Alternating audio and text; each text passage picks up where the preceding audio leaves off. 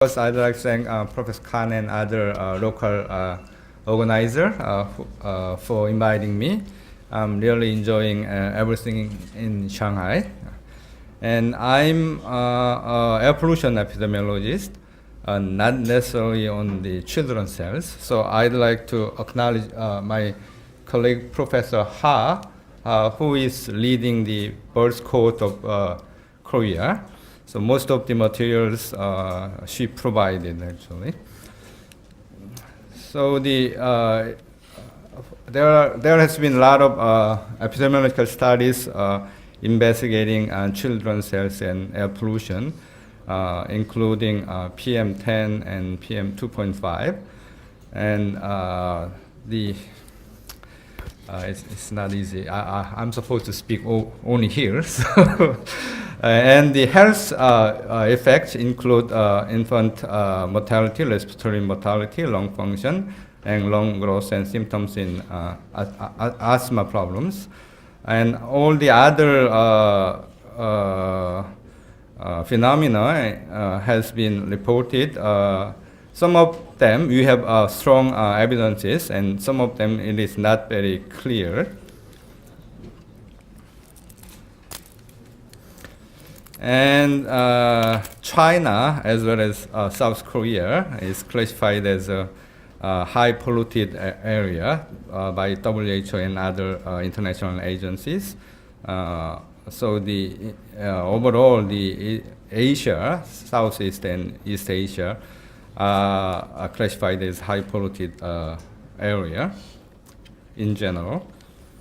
And children, there are a lot of regions that they are vulnerable, especially to environmental hazard, like the previous speaker said. And one of the reasons is that they are still ongoing lung development, and shows status is more riskier, breathing dust on the ground. And they are, so because of these regions, children frequently breathe through their mouths, and they are using hands and mouths, so they are more exposed to the environmental hazard.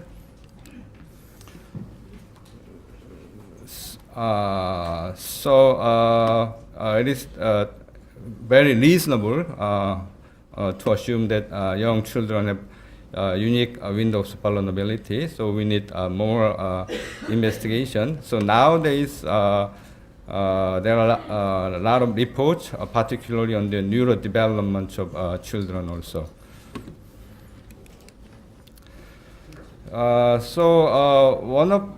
There are several reasons. One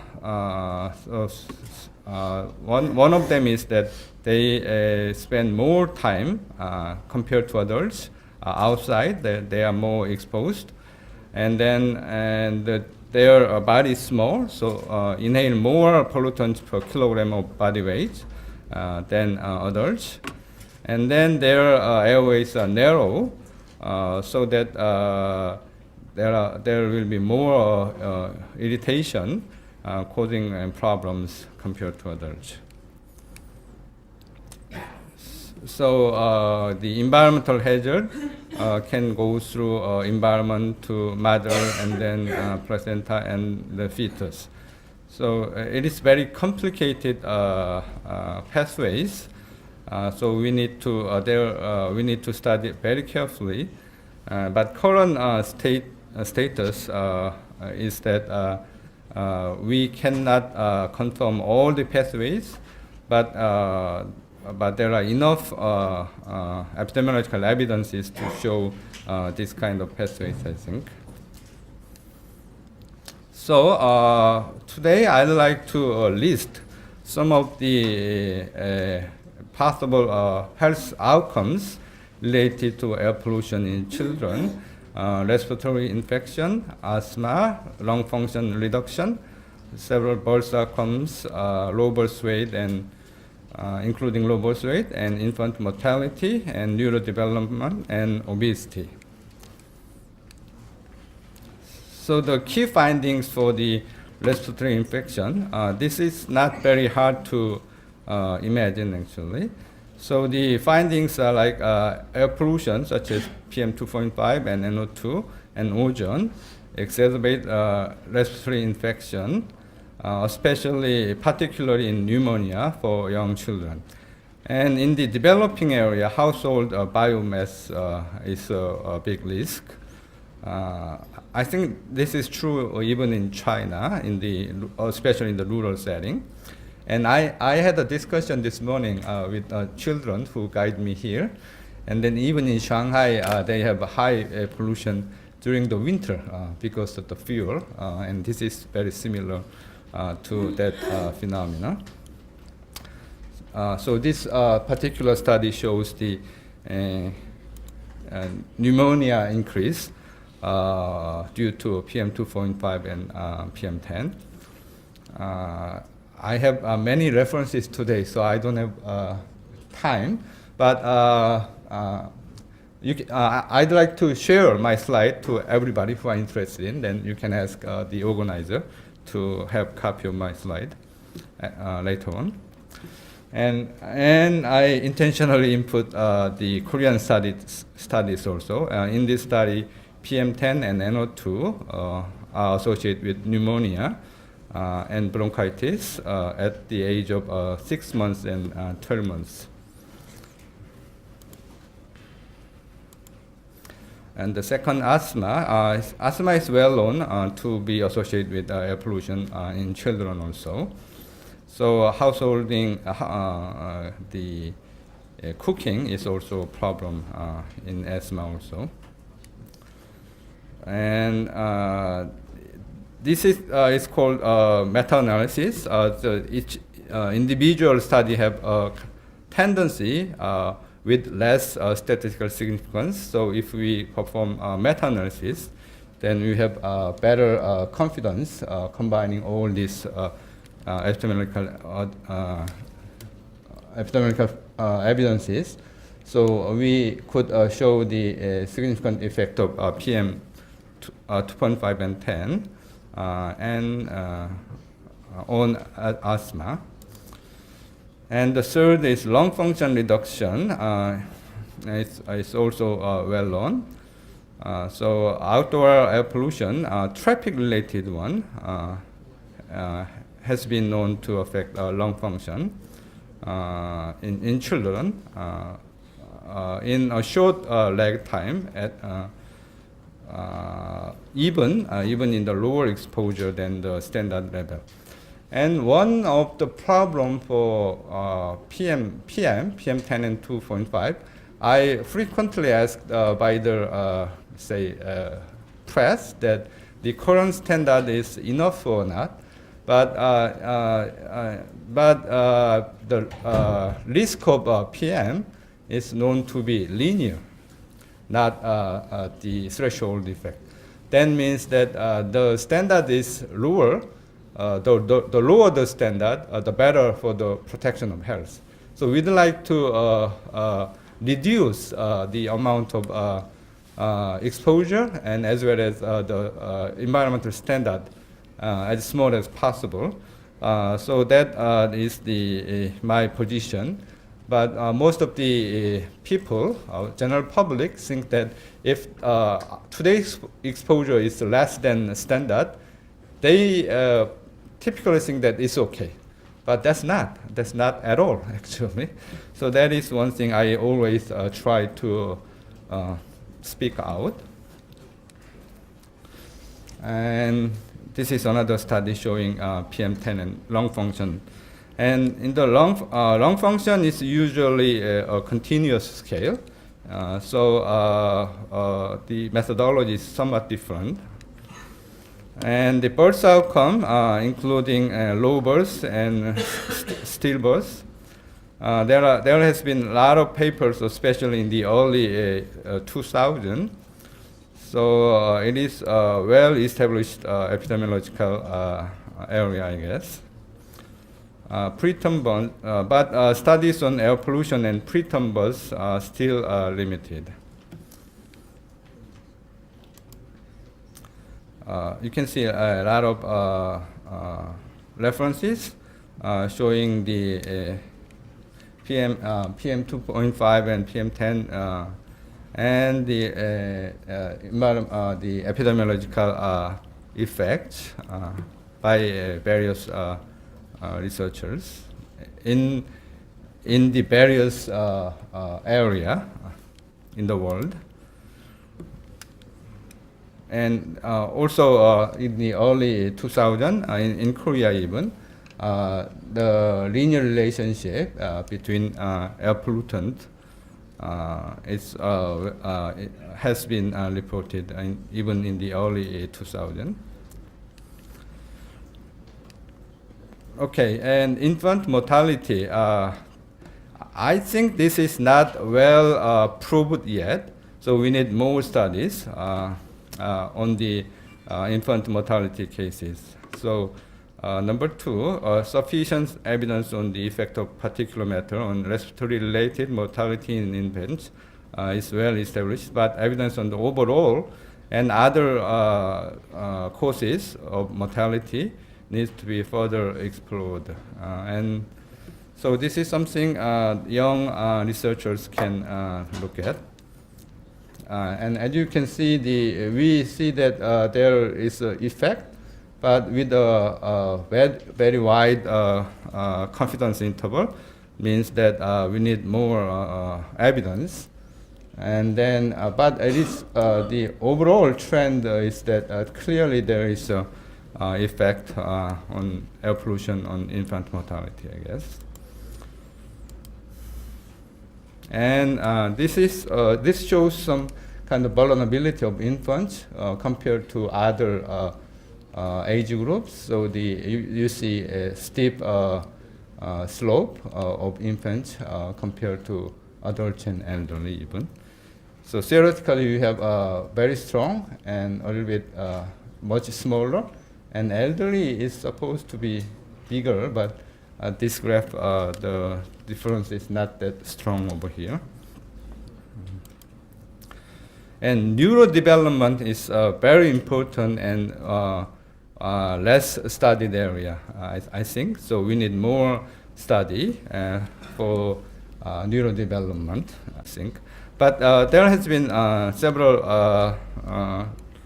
papers investigating this, and including autism, and ASD and ADHD also. So these are very important topics in this area, I guess. And there are some studies, and some of them used some psychological responses using questionnaires and cognitive measures over there. And to have a better evaluation, longitudinal study is very important over here. So this is one of the key components of the birth cohort, which I will mention briefly at the end. And then because of the repeated measure nature of the data, the statistical method is also a very big issue over there too. And obesity is another new area. And this is something to do with development of obesity or insulin resistance in children also. It's getting more and more problematic, especially in the developed area. Okay, yeah. This is, how can I go back? This is a new study which was on the TV in Korea this spring actually. And showing the Parkinson's disease and then air pollution. Example of neurological problem. In this study, the relationship was found in the elderly actually. But like China, Korea is experiencing heavy transition to aged society. So the elderly is also, their health is also a problem. And this got huge attention this spring. So I just like to mention this. And we used the health insurance data for this. In Korea, like Taiwan, all the people, 100% are covered by health insurance. So we have digital data for everybody. So theoretically, it's possible to produce this kind of data for all the elderly in the nation, actually. And then it's obesity again.